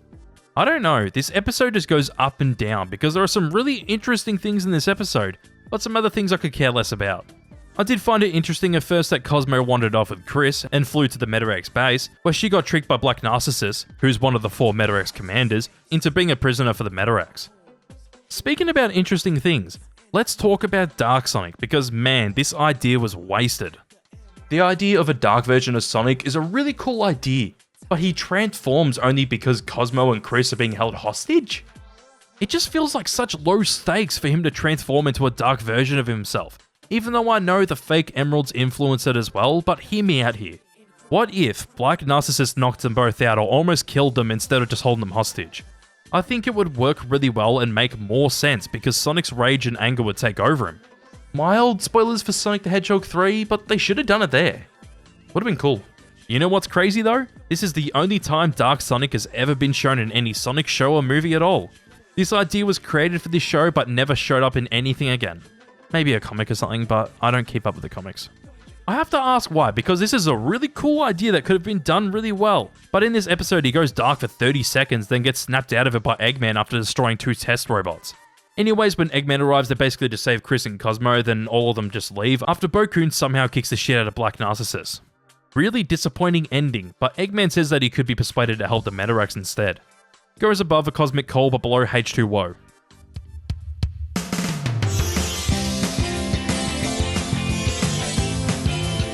Shadow ends up destroying a fleet of Metarex and saving someone named Molly, as they end up deciding to follow the path of a Chaos Emerald to the mining site of Cascade. Okay, so are these episodes going to pick up in quality? Alright. This is a pretty solid episode, but I do have one question. Why are there human-looking characters out in space in this world? I don't know, but I don't even think they bother explaining that, but I guess they can do it, like, it's not that big of a deal, I guess. With that aside, this group of people are freedom fighters, and hey, I see what you did there. I just like these episodes that decide to focus on different characters instead of our usual main characters, because it's something different, especially when these episodes start to feel quite repetitive. The human characters are quite bland, but hey, one of them named Leon betrayed them by working with the Metarex. At least Shadow comes to Molly's aid when finding out about his betrayal. It's actually a nice moment, but this episode goes above a chilling discovery, but below mission matchup.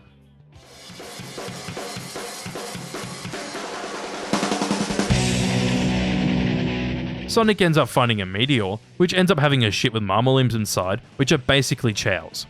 Well, I thought these episodes would get better and better, but this one's just alright.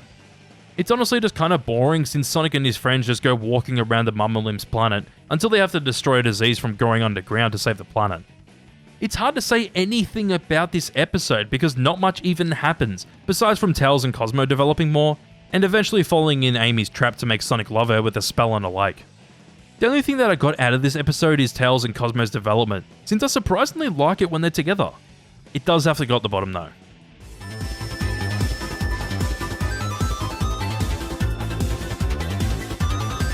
Terra on the Typhoon follows the crew as they manage to save a small ship, which was in the middle of their fight with the Metarex, but they find out that it's Deco being used as a decoy to lead the Blue Typhoon into the Metarex.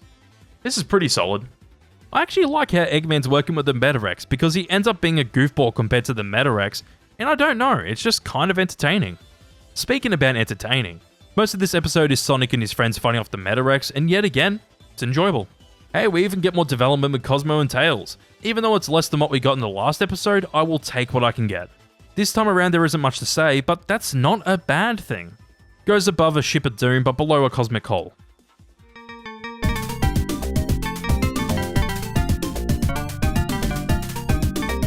So we get to follow the Chaotix again, but this time around they decide to run a cafe on the planet they landed on in order to raise enough money to fix their ship, until Eggman shows up and offers them a reward if they capture Sonic and his friends. Now, this is an average episode. I like all the Metarex stuff at the start of this episode, but guess who shows up again? Good old Chaotix. Yay! But you know what? I actually don't hate that subplot. It's kinda goofy that they're running a cafe, but they're in this episode just because Eggman wants the Chaotix to rat out Sonic and his friends, as they end up telling Sonic about what Eggman's up to, and eventually buying parts to repair the Blue Torpedo. I actually like how goofy the ending is where Eggman drops into the Chaotix cafe to have a drink after not getting Sonic. Goes above Trick Sand but below an enemy indeed.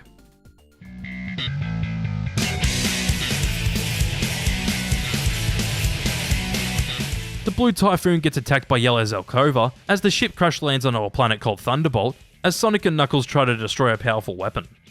Alright, well these episodes are getting consistently solid, and at least they aren't boring. I did think that Zelkova died, but I could have mentioned that in the last episode since he briefly shows up, but I don't know. I thought he blew up in the episode Clash in the Cloister. Apparently not. Anyway, Sonic and his friends are basically on Mustafar, but throughout most of the episode they're fighting Zelkova. He ends up transforming into a creature, which is quite strange, but you can't tell me that he isn't dead now since motherfucker literally fell into the lava. One thing I didn't expect is for Shadow and Rouge with their subplot to find Leon and fuse into a tree, and damn, that's kinda gruesome, as all the freedom fighters besides Molly are infused into trees. Goes above Galactic Gumshoes but below Tricksand.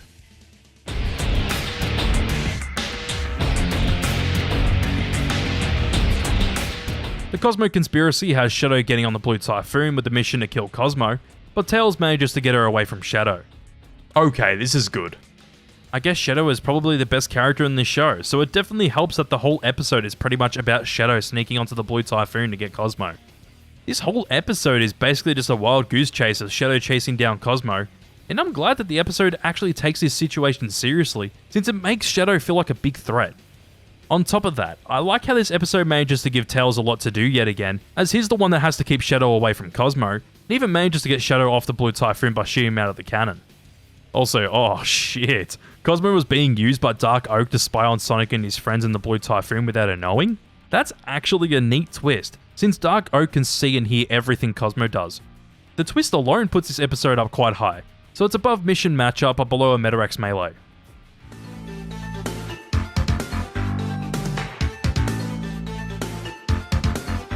Sonic and his friends get transported in the Blue Typhoon to an abandoned planet. We also get the aftermath of Cosmo finding out about how the Metarex are spying on her, as the crew then have to try and find a way to remove the chip from her. This is quite good as well, actually. I especially like the twist that the planet that the Blue Typhoon crashed on is actually Cosmo's planet that was destroyed by the Metarex. I didn't expect it, but I rate it. Also, what they do with Cosmo is actually quite interesting, since if they remove the chip with the way that they find out to do it, it may completely change who they are as a person, and even potentially remove Cosmo's eyesight and hearing. It's an interesting conversation that Tails, Chris, and Knuckles have about it, since Tails of course doesn't want to do it, but they still don't want her to be a spy for the Metarex. Hey, I was surprised to see a flashback of Cosmo's world before it was destroyed, as the people of the planet try to save their planet from the Metarex. I'm interested to see how this season ends with the last few episodes, because the rest of the season is basically going to be Sonic and his friends fighting the Metarex. As this episode goes, it's above a revolutionary tale, but below Mission Matchup.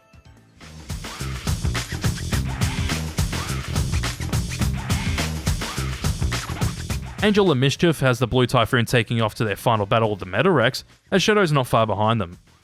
Not as good as the last episode, but I still enjoyed it.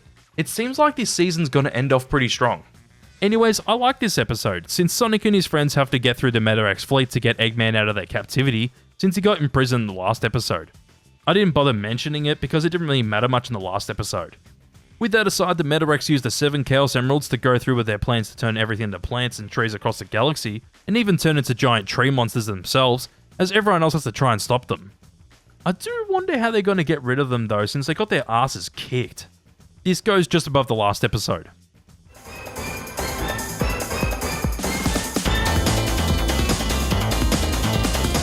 This episode starts off as Sonic being knocked down to the planet Aquarius, as Dark Oak's evolving into his final form, where the team then come up with a plan to use the Master Emerald to stop Dark Oak's transformation.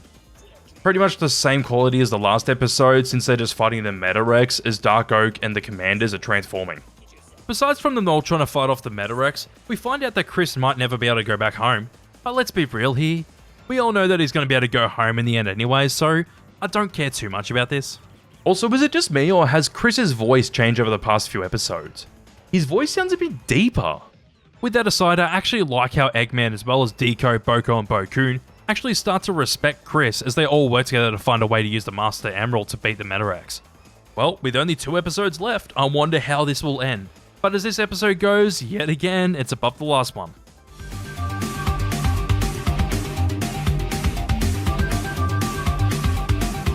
A fearless friend has the Metarex seed growing, as Sonic and his friends are failing to stop it, where Eggman comes up with a plan to restore power to the Chaos Emeralds. What can I say? This is pretty good. Sonic and his friends yet again have to try and destroy the Metarex, and oh yeah, Sonic and Shadow go super to try and beat the Metarex, but wait, Dark Oak's laugh sounds like the laugh at the start of the Anthrax song Madhouse. Then we will destroy it!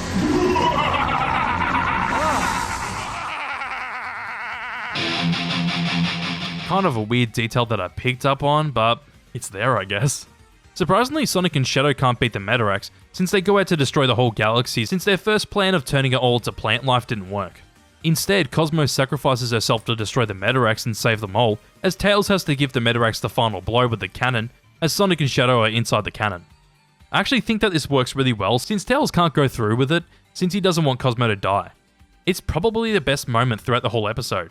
Goes above the Cosmo conspiracy, but below a Metarex melee.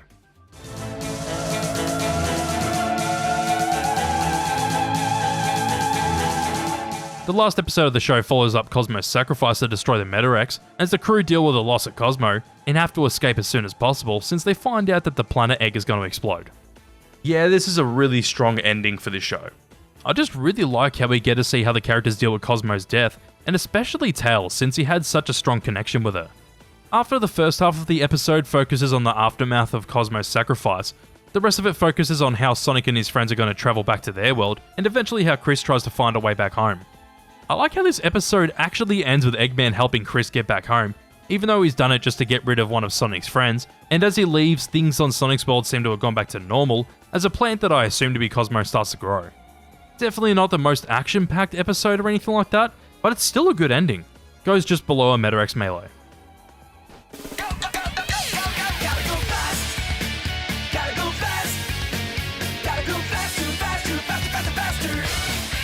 This is probably the most consistent season out of all the seasons in this show.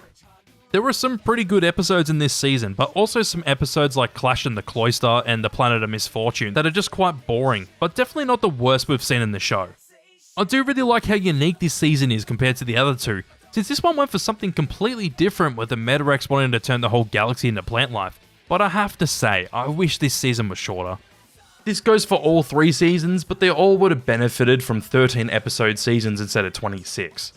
Especially in this season where the structure gets extremely repetitive since they discover a new planet and fight a new type of Metarex, that kind of thing just got stale really fast. There are some really cool things in this season, such as Cosmo's character arc and even the Metarex themselves, but I do wish that some things were explored more, and that couldn't be more evident with Dark Sonic. Man, I could talk about that all day, but I've already talked about it quite a bit, so I won't. My last complaint is that I'm not the biggest fan of the Metarex wanting to turn all life into plant life. I get that they have to have a plan that connects to Cosmo since she was being used by them, but they could have just left it as the Metarex wanting to completely destroy life throughout the galaxy, and Cosmo to be the one wanting to restore it to the planets already affected by the Metarex. It would have been a bit darker, but it felt like that's what they wanted to do in the first place, but they couldn't do it due to censorship. I could be wrong, but that's how I felt. I could be wrong about that, but I think that would have worked since the stakes would have been higher than the last season and made the Metarex a bigger threat than they already are in the show. How about we just wrap up the whole show?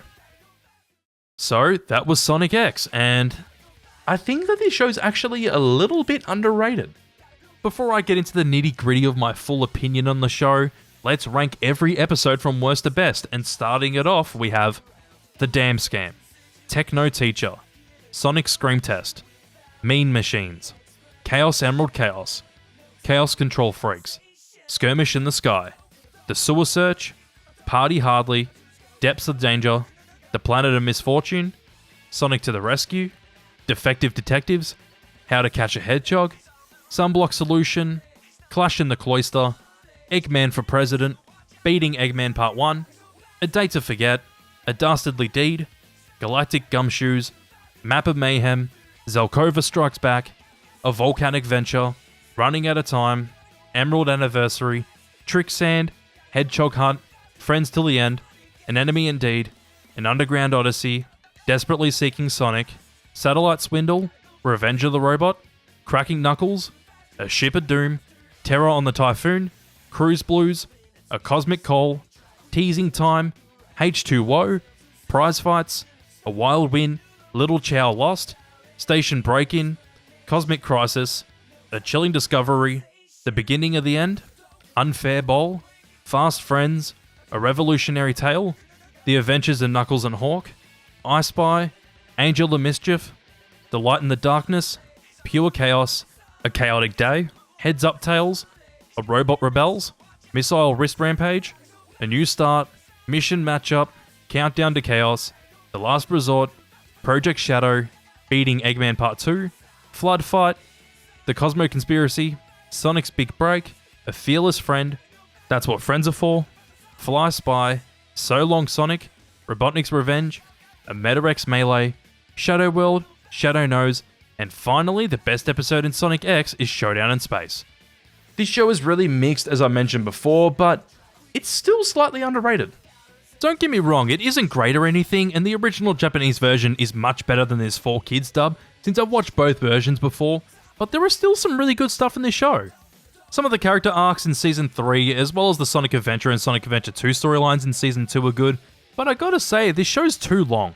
I know it was a kid's Sonic cartoon that would air on TV, but there are just so many filler episodes, and it got to the point where I wanted to stop watching the show.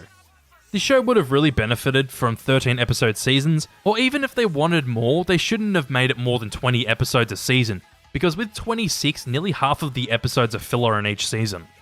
Season 1's first few episodes are setting up Sonic and the others' arrival on Earth, but after about episode 6 it starts to get into filler with some good episodes here and there until the last 3 episodes, which the last 3 episodes are actually the main plot. The first half of Season 2 has both Sonic Adventure and Sonic Adventure 2's plots, and then becomes filler the second episode after that, until they eventually decide to send Sonic and the others back, and the final season actually isn't as bad as I thought. It goes from a few boring filler episodes that repeat the same episode structure, to having 1 or 2 episodes of the main plot actually progressing, up until about the last 6 episodes of the season, where the main plot really develops and eventually wraps up. I really can't say that this is a good show, especially with the 4Kids dub, but it's still really nostalgic to me. I watched this show probably way too much as a kid, and even though it doesn't hold up that well coming back to it, at least I can find a few things I like and appreciate about it. The whole English dub is free on YouTube on TMS's YouTube channel, so if you want to watch it, you can literally just YouTube search it, or if you're a Sonic fan, you've probably already watched it. With all that aside, I hope you enjoyed the video. You know what to do, like the video, subscribe, comment, all that jazz. Before I go though, check out my Patreon. I post some cool things on there, you get some benefits and whatnot. I've got 4 different tiers. Check it out. Links in the description. Also, please give me money because I want to keep doing this full time. Since I just plugged all my stuff, I'll see you on the next video.